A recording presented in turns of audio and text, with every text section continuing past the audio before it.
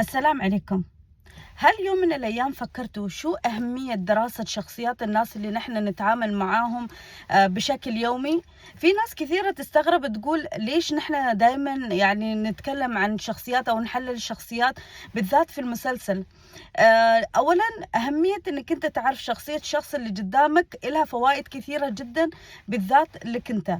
أولا أنت بتعرف أن هالشخص أنت كيف تتعامل معاه، مثلا شو مفاتيح هالشخص هذا، هل هو مثلا ممكن مو بأحسن وقت لو كان مديرك مثلا تكلمه لو هو مثلا وقت الغداء، أو إنه هو مثلا من نوع الناس اللي هو لما يكون تحت الضغط ممكن يتعصب، أو إنه هو شخص لما يعني ينحط في مواقف معينة ما يعرف يعطي instruction واضحة. فهالأشياء وايد مهمة إن نحن نعرف عن شخصية الشخص اللي قدامي. لو كان زوجي مثلا لو لما يرجع البيت يحب يكون مثلا الغداء جاهز، لو كان الغداء ما جاهز يعني يحس أو ينكد علينا وينكد على البيت كله، أو يتعصب، أو ممكن يكون هو شخص يعني يتقمص وياخذ له جنب مثلا أشياء معينة، صوت العيال العالي في البيت.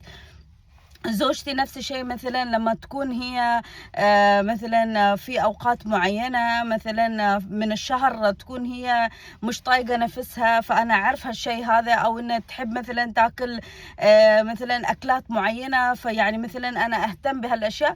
فكل هالأشياء وايد مهمة إن نحن نعرفها.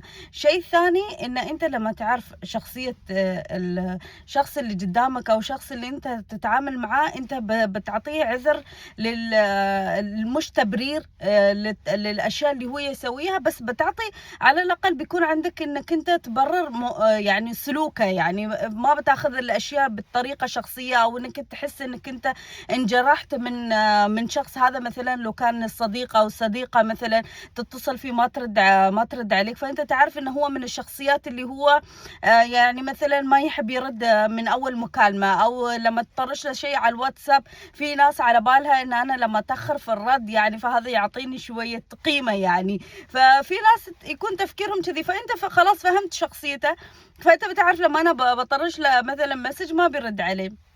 وغير كذي إن أنا عشان سلامي الداخلي، فلما أعرف أنا الشخصية اللي أنا قاعدة أتعامل معاه، فأنا خلاص يعني بيكون في مثل الشيلد أنا أعرف إن هالشخص لو تكلم بطريقة معينة فهو ما يقصدني أنا شخصيا. فهذه بعض الأمور اللي هي من ال يعني أهمية إن نحن نعرف شخصية الناس اللي قدامنا. أتمنى تستفيدون من الفيديو، لا تنسون تسوون لايك وشير، ومع السلامة.